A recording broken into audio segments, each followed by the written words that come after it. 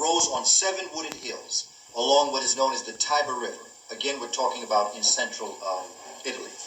It grew sometimes to be between 50 and 70 million people at its height. Of that number, nearly 1 million people lived in Rome, and 5 to 6 million lived in other parts of Italy.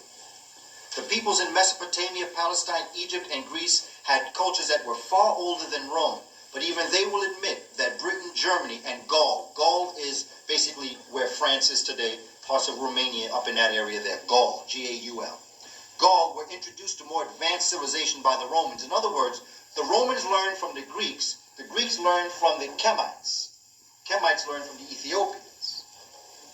So if that be true, that means that Britain, Germany, and Gaul were introduced to this newer information from Rome, but really, when you go back to it, Western civilization is built on the knowledge of Africa. The ancient people of Rome were divided into various social classes. Very few Romans belonged to the upper classes. See, this is nothing but capitalism right here now. See, it's inbred in them from the very beginning. Only a few are at the top. That's the only way the system can work. But the job of the few is to create an illusion for the many. Members of the Senate and their families made up the most powerful upper-class group. Now look at the government. And who are the most powerful people? The people who have relationships with the businesses, which were to be formed what they call equities. Equities in Rome were the prosperous landowners and business people. So what's happening is that the Senate or the government is creating relationships with the business people. They're creating connections between them so that the politicians enact things for the business people. It's the same model that we have today. The head of the Roman household was what was known as pater familias. In other words, this is where they're going from the matrilineal to the patrilineal. See, because even the Greeks, although they were very male-oriented, they still were leaning towards the women of the community to give the social power. But the social power under the Romans began to change. And only these children went to school. They didn't send children to school. Children didn't go to school. You worked with your family in Rome. And it was forbidden for women to learn rhetoric, which was the language of politics. You see, rhetoric. You know, like for us, as like when brothers get together, right, and sisters, but I'm going to deal with the brothers, and we talk nonsense, right? We say that's bullshit, okay? You can say that to a person of European descent, they will take no offense to you. But if you say to a person of European descent, that's rhetoric, they will get very offended at you. The same way brothers get offended if you say that they're BSing, is the way they feel towards rhetoric, because that's what rhetoric is. Rhetoric is BS. Rhetoric is the manipulation of words to mean something else. And that's what their government is based on. Look at the government today. The reason why I'm going through this is because I want you to see how nothing has changed. That the mindset that they had in ancient Rome, coming out of those 7 wooded hills around the Tiber River, is as much a part of our world today as it was back then, based around rhetoric. And rhetoric is lies that sound good. And that's what this government is based on. Even well-meaning people that get into politics speak rhetoric. Because you're not getting elected if you tell the truth. Because to tell the truth means, I am going to tax you. I am going to build prisons. I'm going to make sure black folk get in them. I'm going to make sure youth of European descent are the ones that build the prisons. That's what they'd have to tell you. Because even the well-meaning ones sign bills and action that make that happen. The religion. The earliest Romans believed that gods and goddesses had power over agriculture and all aspects of daily life, coming directly out of the Kemetic legacy. The problem between the Romans, and the Greeks were like the bridge, the problem between the Romans and the Kemites was that the Kemites understood the difference between myth and reality. The Romans did. One of the reasons why the Romans really were after the Christians was because they blamed the Christians for the bad luck the Romans got, because they said Christians did not give credit to Roman gods and goddesses. fact that they were based around agriculture also shows you the relationship between the Chemites and the Romans. Because everything was based around, almost all of their gods and goddesses is based around the aspect of agricultural life. Even our school system, just like we said before. Okay. If I could just stop now and ask, we'll get into the Crusades. Okay. During the 300s, the Romans came into increasing contact with Greek ideas. Okay, this is the takeover now. They then began to worship Greek gods and goddesses, and they gave them Roman names and built temples and shrines in their honor. Now here's the challenge. The challenge is that they honestly believed that there wasn't, now I'm using this as a metaphor. It's like if we told a story of Little Red Riding Hood, and we actually believed there was a wolf that ate the grandmother that was in the bed waiting for Little Red Riding Hood to come. They took a Greek metaphor and they made it a real story. So therefore, if you didn't go along with their story, you were hurting the gods and the goddesses. It's like if I didn't believe, if I chose not to believe Santa Claus, I would be punished for it. They say there is a Santa Claus, and he's coming down that roof. I don't care if you live in a project and you don't have a roof. He's coming down there. You say, but there's no chimney. They say, don't argue with me. He's coming down your chimney. And they would punish you if you didn't believe it. This is the metaphor for what I'm trying to get us to see. It is the same thing that witch hunting was based after. You see, because the reason why the Pilgrims were kicked out was not because of religious persecution. That's not why they were kicked out. The people that came here were Europeans who burned women at the stake. Because burning women at the stake was going on in Europe for years. Another thing is that people who lived alternative lifestyles, but particularly men, the way in which they would punish a man who lived an alternative lifestyle, in other words, who was homosexual, they would make them go through the community and get the sticks. And you know you call sticks faggots. They would make them go and pick up the sticks that they then would burn them at the stake. And so pretty soon, the idea or the word faggot, which means little sticks or twigs, became known as the individual that was going out to collect them. And so the two entities that were persecuted in Europe were women and men who led alternative lifestyles, particularly men who led alternative lifestyles. So that when the governments of Europe saw this going on, they kicked them out of Europe and sent them to America. The people that came to America then said, you're after me because of religious persecution. They weren't after me because of religious persecution. They were after me because they were crazy. Because they built a religion around burning people at the stake. And it just wasn't women and people who lived alternative lifestyles. It was anybody that they disagreed with. It was anybody that didn't go along with their belief system. They would burn them at the stake.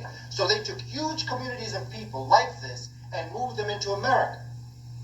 And then one of the biggest communities happened to be in Salem, Massachusetts. But Salem, Massachusetts, prior to that, was a Moorish town. That's where you get the word Salam, or Salem.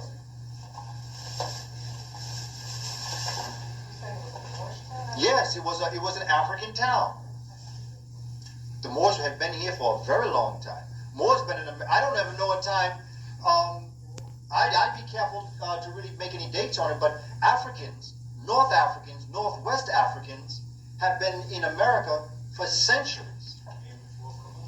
Long before. There's evidence of Ramses III on the Mississippi River. Well, the key about, yes, in Ohio, Davenport, Ohio, you have an old Egyptian stele there. In parts of America, you have great relationship between, but see, keep in mind that Moors don't mean Muslim. Moors mean black. So you have Moors of many different faith systems in America that date back in time, and you have Native American peoples in Africa. And say again? And in Cuba. You have, see, the thing is that, again, with this illusion, we have been made to believe that everything happened after 1492. Yes. What we don't know is that the major trade routes that Africans that came into Europe were the same trade routes that Europeans escaped from. It's just like most of the roads in America, the major highways, underneath those major highways are Native American paths. Say again? The original from Peru to Alaska. Exactly. And you can see all of the major roads are there. The whole subway system is built on the way Africans built tunnels in North Africa when the Sahel was being formed. There's evidence of tunnels under the Sahel or underneath the desert, Sahara. And that when they would come up for air, because every so often, after days of traveling underground, you got to come up for air. They would create what today we call oases, a place where they could get fruit, feed the animals that were on the caravan. And these underground paths had the reflection of the above ground path, because when the Sahel or Sahara was a green land, they used the grasslands or the fertile land just to go across. But you see, when someone defines your reality, you lose sight of your greatness. Yes, yes. And so the stories that they tell us now about ourselves, like when I tell children look at me like, oh, Mr. Coleman, they've never been taught this before. They have no conceptual framework of Africans and Native Americans, the mound builders, all along the Mississippi River. There are over 130 pyramids along the Mississippi River. Today they're called mounds. Sister, okay. We're going to have a question and answer period where you can... I know, I'm getting, because I do this sometimes, and it's all according to the form of the way in which I present, because sometimes I like the interaction. But sometimes, because of taping, sometimes that changes. What I encourage you to do is please write down whatever question that you may have. We're going to have an hour for question and answer. Yeah, and I'm here. We're going to do this here. Because I'm here to sum up so much of the relationship that we should know about ourselves. And that long before we integrate this was, with all the respect I've had for all of those that have come before us, and I do have great respect for any of us who are still around, before you can ever even think about integrating with someone of European descent, we've got to integrate with ourselves, our people. Yes, sir. And before we even integrate with ourselves, we got to integrate with ourselves, yes, sir. Who we are. This is why in ancient Kemet it always said, know thyself. Know where you come from. Know yourself in relationship to the cosmos. Each and every one of us is a piece of the cosmos. This is why the Kemetic origin of the universe is something I stress.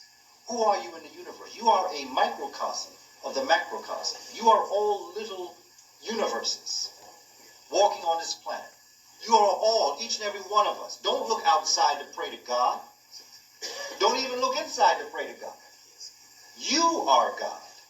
Each and every one of you is God. And every book says that. That God so loved and wanted to know him herself that he created beings that would then reflect back to the God. And that's who we are. So you don't have to go to anybody to ask them to pray to God for you.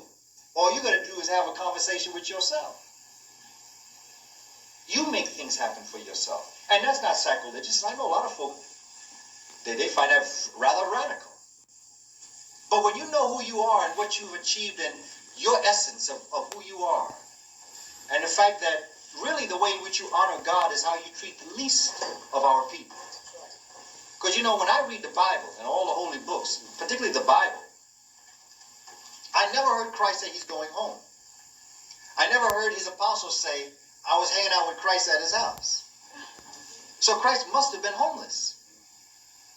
How do we feel about the people out in the street that don't have a home? And you have to understand that this brother was considered radical. For his day, this brother was talking stuff. He was talking revolution. Most of the people didn't want a revolution. They wanted to go along with it. Them Romans would have come in with their spears. This brother was talking about revolution. This brother was talking about, you don't have to take this nonsense from these Romans.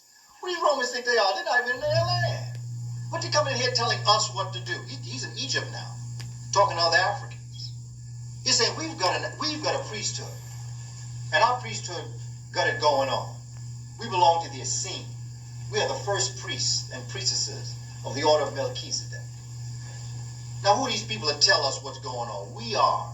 We can do whatever we want. Romans said we got to get rid of that guy. That guy's a teacher. Christ wasn't a religious leader.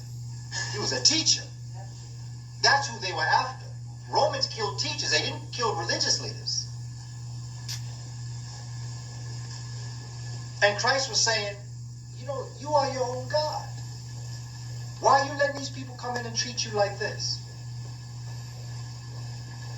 So they set him up. They put the brother on a horse or on a donkey on Palm Sunday, and they laid palms at his feet to let him know. You know what the mafia does to you before they get ready to execute you? They laid palms at his feet. And I'm speaking in a metaphor now. Next week, on Thursday, brother knows what's going down now because the brother knows the pattern in the tabernacle. And the brother's saying, these people coming after me now. And you know something else? Not only are they coming after me, but the person that's going to turn me in is one of my boys. One of my boys is going to, and one of my closest boys. Because the one thing they don't tell you about Judas is that Judas was Christ's best friend. Yes. Judas saying, you know, man, you talking this revolution, brother, but you hanging out with these folk. So we're going to have to put the chill on you. So he goes. And so this symbol of Christ goes into the garden for this last prayer. And he says, please, if you can just let what's going to happen. He said, I know what's going to happen to me. If you can just let this pass, let this cup pass over my head. I appreciate that. Something occurred to him when he realized that he was part of destiny. Something like Martin Luther King the night before he died. He was in the Garden of Gethsemane too when you consider who was around him. Malcolm X is another brother. Fannie Lou Hamer is another sister. We can go down the line. And so the brother, he brings some of his other brothers, some of his closest brothers, some of the 12. He said, listen, man, I know what's going to happen, but if y'all will just stand guard for me. And so he goes in and he does his little thing and he comes out and what? The brothers sleep. He said, come on, brothers. He said, this is the last night you and I are going to be together. Couldn't you at least stay up just to protect me? He said, and then he woke to sleep out. They said, yeah, okay, you go ahead back. We'll take care of it. He goes back to give his second message. When he comes out, the brothers sleep again. This is a metaphor now. Because you see, while you're in here, our brothers and sisters outside sleep. This is a metaphor. This is for you not to get concerned about them sleep, because what's going to happen is going to happen anyway. It's going to happen. This is all part of a much larger plan. The universe is cleansing its blood system. And we are all part of this divine plan. There are some of us who are in the know, and there are some of us who are not in the know. None of us are to be hurt whether we know or not. We just all must play our part in this. And so now, his second best friend, or Peter, he says to Christ, he said, you know, I don't know about them two guys there, man. He said, but I got your back. He said, I'm your boy. I'm your ace. Christ said, you need to be quiet, because before the cock crows, you're going to deny you even know me 3 times. See the message? How many people out there will embrace you behind closed doors, but will walk past you when you need them? It goes back to that saying, where my dogs at? Young people got it together. Where my dogs at? Where are my dogs at? When you need them the most. Who has the courage? Who has the courage to really do what I... So don't be surprised at a chosen few. When you go to meetings, don't be surprised that there's not a lot of folk here, because many are called, but few are chosen. So don't be surprised that you don't have all these folk behind you. And don't be surprised that the ones that swear by you are the ones that pass you when you need them the most. Don't be surprised, because that story's already been told to us. Oh, yes. And that story is nothing but a retold story of Asar and Setan, which goes back to ancient Kemet. This is a part of human nature that we're experiencing. But in time, all will be said and done. Okay. What I'd like to do is I'd like to move just into the ending of the Romans to have you understand that mining was one of ancient Rome's most important activities. Now keep in mind, the story I just told you is directly rooted in what I'm telling you here, because this is the mindset that's being created that further and will later develop this. The empire's great building projects required large supplies of marble and other materials. Marble came from Greece and northern Italy. Italy also had copper and rich deposits of iron ore. Most of the empire's gold and silver came from Spain. Now why? Did not, say again? That's right, it came from the Moors. Because Spain does not have rich deposits of gold and silver. So if it did come from Spain, it didn't come from the land of Spain. It came from the Moors of Spain that got it from Kemet, that got it from Nubia, that came out of Ethiopia and the northwest parts of Africa. Ghana, Mali, Songhai. So that's where that gold came from. Mines in Britain produce lead and tin. See, all they got is this lead, tin, iron ore, and things like that. Work in the mines was hard and unhealthful. The Romans forced slaves, condemned prisoners, and condemned criminals and prisoners of war to work in the mines. Now, the ancient Romans made very few scientific discoveries. And why? Because they didn't have brain power. Much of what they got from the Greeks. But what I'd like to do is I'd like to look at the fall of Rome. Because the fall of Rome is very important in terms of what's going on. Marcus Aurelius becomes emperor in 161 AD. He defended the Roman Empire against attacks by Germanic tribes from the north and Parthians from the east. See, the Parthians from the east would later become the lighter complexion Muslims that would be brought into Islam. There is a distinct difference between Saddam Hussein and Sheikh Anta Diop. Let's make it plain. The lighter complexion peoples of Persia and Iraq and Iran and those areas there are different Muslims from the Muslims of Ethiopia and Africa. Islam, as told to me by Senegalese, came out of Ethiopia when the Prophet Muhammad, blessings on that brother's name, his mother was Ethiopian, his grandmother was Ethiopian. And when you look at the relationship between Saudi Arabia and Africa, it's the same people. If you look at the African presence in early Asia, a book edited by Ivan van Sertima, you'll see the relationship that this was an African peninsula, Saudi Arabia. And that the later peoples, the tribes that would come later, the lighter complexion, for lack of a better word, let's call them Aryans, although Arius was an African, but let's just call them the lighter complexion peoples coming up out of the mountains. They later would come down, and they would embrace Islam, or the language of Arabic, which was perfected by a brother by the name of Antara. So even the language of Islam, because remember, Islam did not have an official language at its birth. In fact, the Quran wasn't even written until after the Prophet, blessings on that brother, had passed away. And his son, his second adopted son, Balaam, was sent to Ethiopia while the Prophet was getting himself together in Medina after he was ejected from Mecca. Now, Mecca itself, that Kaaba, that is worship, that is circled, that Kaaba is a black stone which is a remnant of an astronomical observatory that the Kemites had as a sister station to the Grand Lodge of Luxor. So in this area, the reason why that black stone plays such an important role in Islam is because of its relationship with Africa. And that's why it's called a Kaaba, because a Kaaba in ancient Kemetic, Kaaba is a soul of breath. It is the essence, it's the aura that surrounds you. It's called a Kaaba. It's what's inside of you, gives you the breath of life. For instance, in an egg, when a chick is about to come forward, the egg don't crack. The chick takes a breath in the egg. The suction cracks the egg. See, so the soul of breath, the Kaaba, is what activates life, which opens it up for life. And to Kemites, it was called Kaaba. Ka being the spirit, and the Ba is the soul. So the Kaaba together becomes the soul of breath, which brings life. You know, mothers who have had children in here, you know, when you have what is known as what they call the bloody show, when you begin to flow, when you're about to give birth, what gives birth is that baby inside of you takes a human breath.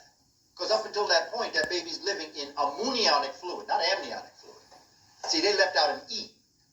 The amniotic fluid is really amniotic fluid, or the living fertile waters. So inside of the web, inside of your womb, what breaks your egg that then starts the fluids from moving forward, which is called the bloody show, is the baby taking a breath. And in taking a breath, it's a different breath from breathing in the fluids. It's what cracks your womb that ancient Canaanites knew this in their story in the Aten text. That's what they wrote. When they talked about, they made the metaphor of the cackler and the chick that comes forward from the egg, who's given the breath of life to breathe. While they told it in the form of a chick, they were talking about life in an egg. That life that separates itself from the reptilian, from the mammal. The mammal meaning the mother carries the baby inside, as opposed to that essence of life laying an egg and it goes on the outside. That's the difference between a reptile and a mammal. Mammals have the egg inside and reptiles lay them on the outside. But the way in which they come to life is the same exact way. The essence of life inside takes a breath. The breath creates suction. Suction cracks the egg.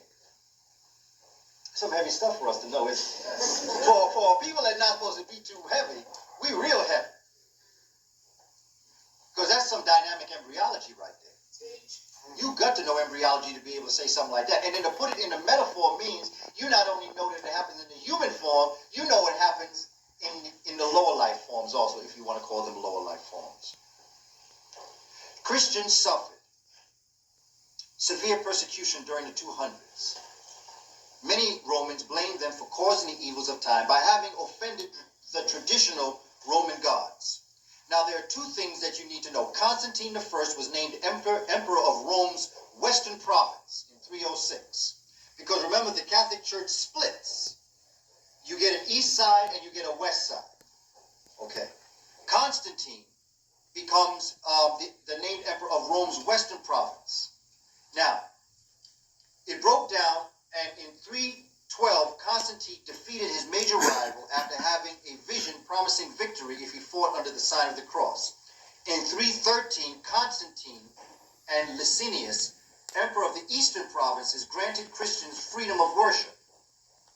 Christians, Constantine and Licinius, ruled jointly until 324, when Constantine defeated the co-emperor in war. Constantine, who later became known as the so-called Great, moves his capital to Byzantium. He moves it from the western area to the eastern area and then takes over the whole concept.